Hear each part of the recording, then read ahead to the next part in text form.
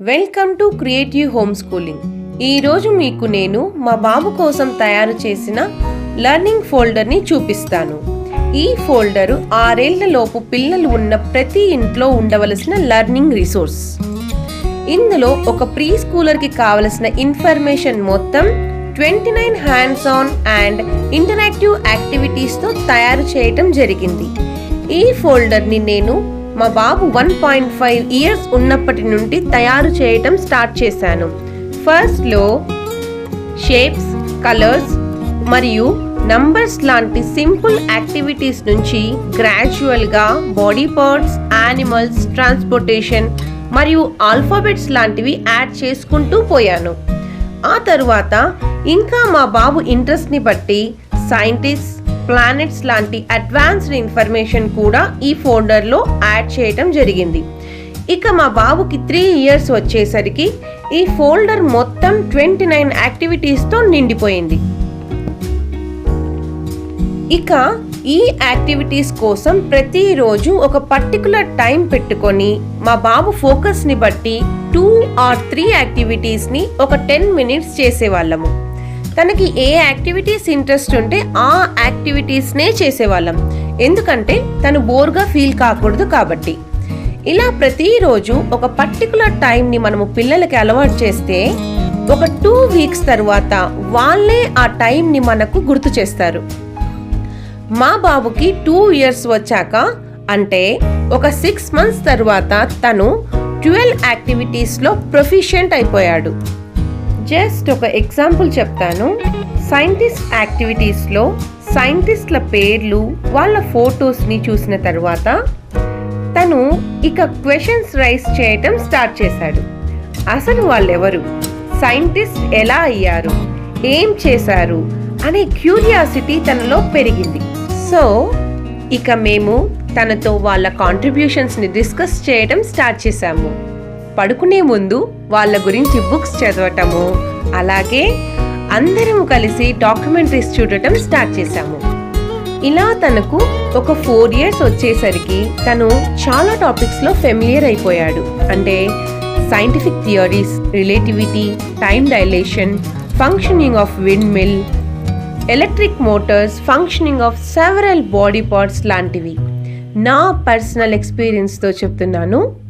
Learning folders పిల్లలు genius కావటానికి help చేస్తాయి. నేను మా బాబు ఇంట్రెస్ట్ని బట్టి ఈ ఫోల్డర్లో ఎక్కువగా సైన్స్ గురించి ఫోకస్ చేశాను. బట్ మీ పిల్లల ఇంట్రెస్ట్ని బట్టి మీరు కూడా ఇంకా వేరే టాపిక్స్ని ఇంక్లూడ్ చేసుకోవచ్చు.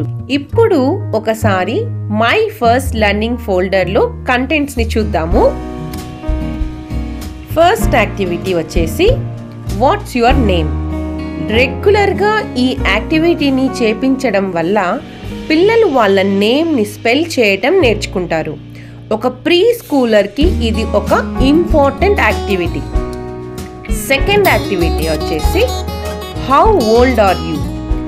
ఇక్కడ ఐడియా వచ్చేసి వాళ్ళ ఏజ్ని తెలుసుకోవడం.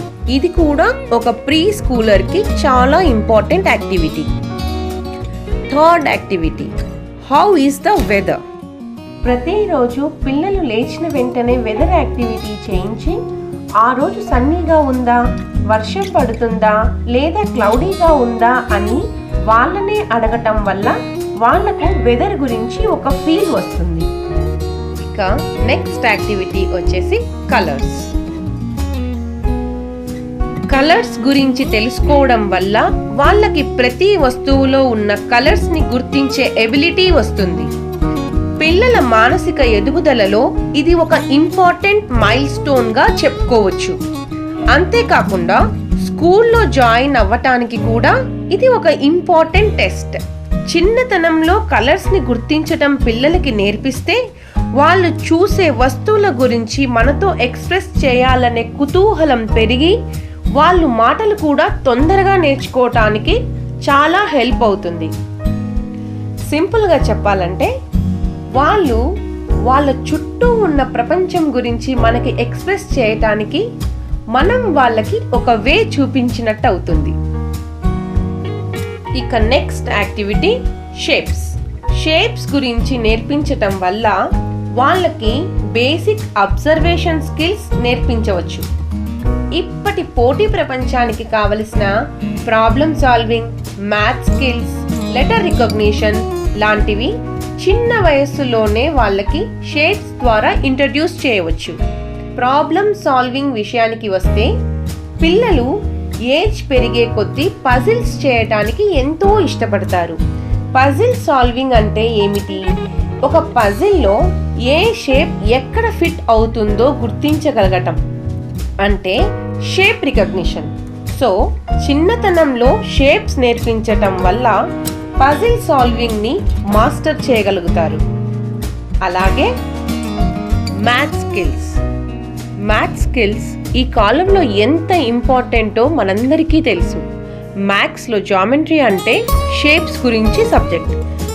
చిన్నప్పటి నుంచే షేప్స్ నేర్పించటం వల్ల పిల్లలు జామెట్రీలో బాగా రాణించగలరు. ఇకపోతే లెటర్ రికగ్నిషన్. షేప్స్ నేర్పించటం వల్ల వచ్చే మెయిన్ అడ్వాంటేజ్ ఇదే. పిల్లలు షేప్స్ నేర్చుకోవటం వల్ల ఇంగ్లీష్ ఆల్ఫాబెట్స్ ని కూడా బాగా గుర్తుపెట్టుకోగలుగుతారు. ఇప్పుడు ఒక చిన్న ఎగ్జాంపుల్ చూద్దాము. ఇంగ్లీష్ ఆల్ఫాబెట్ లెటర్ విని చూస్తే అది ఒక ట్రయాంగిల్ లా కనిపిస్తుంది. ఏమంటే ఒక సైడ్ ని తీసేస్తే అది వి అవుతుంది. అదే లెటర్ ఓని తీసుకుంటే అది సర్కిల్ అవుతుంది. సో ఇలా కూడా మనకి షేప్స్ హెల్ప్ అవుతాయి. ఇంకా ఈ ఫోల్డర్లో నేను ఫ్రూట్స్, వెజిటేబుల్స్ లాంటివి కూడా యాడ్ చేశాను. ఇక నెక్స్ట్ వచ్చేసి అప్పర్ కేస్ ఆల్ఫాబెట్స్ మరియు లోవర్ కేస్ ఆల్ఫాబెట్స్. ఆల్ఫాబెట్స్ని యాడ్ చేయడానికి గల మెయిన్ రీజన్ పిల్లలు తరచూ ఆల్ఫాబెట్స్ని చూస్తూ వాటితో ఆడుతుంటే వాళ్లకు వాటి సౌండ్స్ పైన ఇంట్రెస్ట్ వస్తుంది. అలాగే వాటిని చదవాలనే క్యూరియాసిటీ కూడా పెరుగుతుంది. బయట వెళ్ళినప్పుడు షాప్ నేమ్స్లో కానీ లేదా ఇంట్లో ఉన్న పేపర్స్, బుక్స్ పైన ఉన్న లెటర్స్ని గుర్తించడం స్టార్ట్ చేస్తారు. ఇక వొవెల్స్. లెటర్స్లో వొవెల్స్ చాలా ఇంపార్టెంట్. పిల్లలు ఎర్లీగా వొవెల్స్ నేర్చుకోవటం వల్ల వాళ్ళు words formation plus reading and రైటింగ్ని ఎఫర్ట్లెస్గా నేర్చుకోగలుగుతారు. ఇంకా ఈ లెర్నింగ్ ఫోల్డర్లో నేను match the body parts, match the face parts, అలాగే match the garments and shoes కూడా యాడ్ చేయటం జరిగింది.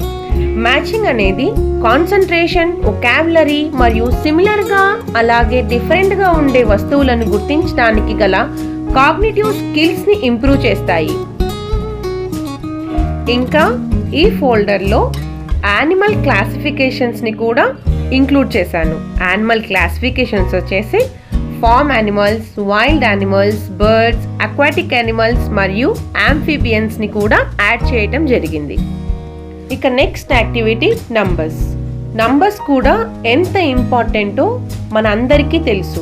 అట్లీస్ట్ 20 నంబర్స్ నేర్పిస్తే పిల్లలు మ్యాథ్స్లో చక్కగా రాణిస్తారు.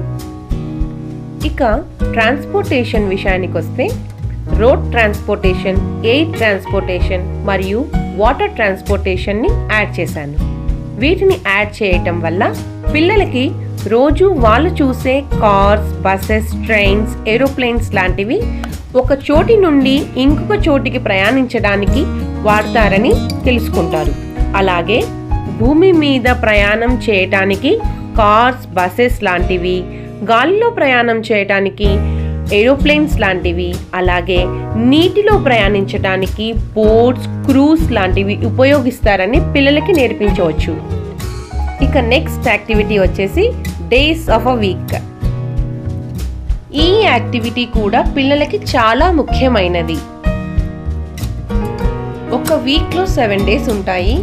అందులో 5 స్కూల్ డేస్ అలాగే 2 ప్లే డేస్ ఉంటాయని ఎక్స్ప్లెయిన్ చేయాలి. అలాగే మార్నింగ్కి నైట్కి డిఫరెన్స్ చెప్పాలి. సో ఇలా ఒక నైట్ కంప్లీట్ అయ్యాక నెక్స్ట్ న్యూ డే స్టార్ట్ అవుతుందని క్లియర్గా ఎక్స్ప్లెయిన్ చేయాలి. అలాగే మంత్స్ ఇన్ అ ఇయర్ కూడా ఎక్స్ప్లెయిన్ చేయవచ్చు. ఇకపోతే సీజన్స్. పిల్లలను మనము నేచర్కి ఎక్కువగా ఎక్స్పోజ్ చేయటం వల్ల వాళ్ళు వాళ్ళ 5 సెన్సెస్ని ఎఫెక్టివ్గా యూజ్ చేయటం నేర్చుకుంటారు. పిల్లలకు సీజన్స్ గురించి టీవీలో వీడియోస్ కానీ లేదా వాటి పిక్చర్స్ని చూపిస్తే మంచిదే, కానీ పిల్లలను బయటికి తీసుకొని వెళ్తే వాళ్ళు సీజన్స్ని వాళ్ళ సెన్సెస్తో సొంతంగా ఫీల్ అవ్వటానికి ఎక్కువ ఛాన్స్ ఉంటుంది. స్ప్రింగ్ సీజన్లో పక్షుల కిలకిల రావాలు, సమ్మర్లో వెచ్చటి సూర్యకాంతి, అలాగే బ్రైట్ లైట్, వర్షాకాలంలో మట్టి వాసన, అలాగే వింటర్లో చల్లటి గాలి, ఇవన్నీ కూడా పిల్లలలో క్యూరియాసిటీని పెంచుతాయి. ఇంకా ఈ ఫోల్డర్లో 8 ప్లానెట్స్ని ఇంక్లూడ్ చేయటం జరిగింది. ఫేమస్ సైంటిస్ట్ని కూడా యాడ్ చేయటం జరిగింది. నెక్స్ట్ యాక్టివిటీ వచ్చేసి కాంటినెంట్స్ ఆఫ్ అవర్ వరల్డ్ అనే ఒక యాక్టివిటీని కూడా ఇంక్లూడ్ చేయటం జరిగింది. వీటి వల్ల కాంటినెంట్స్, కంట్రీస్ మరియు ఓషన్స్ గురించి మనము పిల్లలకి ఒక బేసిక్ ఇంట్రొడక్షన్ని ఇవ్వగలుగుతాము. ఇది మా ఫస్ట్ లర్నింగ్ ఫోల్డర్ గురించి బ్రీఫ్ ఎక్స్ప్లెనేషన్. మీరు కూడా ఇలాంటి ఫోల్డర్ని మీ ఇంట్లోనే తయారు చేసుకోవచ్చు. ఎలా అంటే, నేను చూపించిన జనరల్ ఇన్ఫర్మేషన్ యాడ్ చేసిన తర్వాత మీ పిల్లల ఇంట్రెస్ట్ని బట్టి సొంతంగా ఇంకా కొన్ని యాక్టివిటీస్ని యాడ్ చేసుకుంటూ పోవచ్చు. ఒకవేళ మీకు సొంతంగా చేసుకోవడానికి వీలు లేకుంటే నేను కింద డిస్క్రిప్షన్ బాక్స్లో ఇచ్చిన లింక్ నుండి డిజిటల్ కాపీని డౌన్లోడ్ చేసుకొని మీరే ఇంట్లో ప్రింట్ చేసుకోవచ్చు. లేదు, ఒకవేళ మీకు కంప్లీట్ ప్రింటెడ్ ఫోల్డర్ కావాలంటే నన్ను కాంటాక్ట్ చేయగలరు. నేను మీకు కంప్లీట్ ఫోల్డర్ తయారు చేసి ఇవ్వగలను.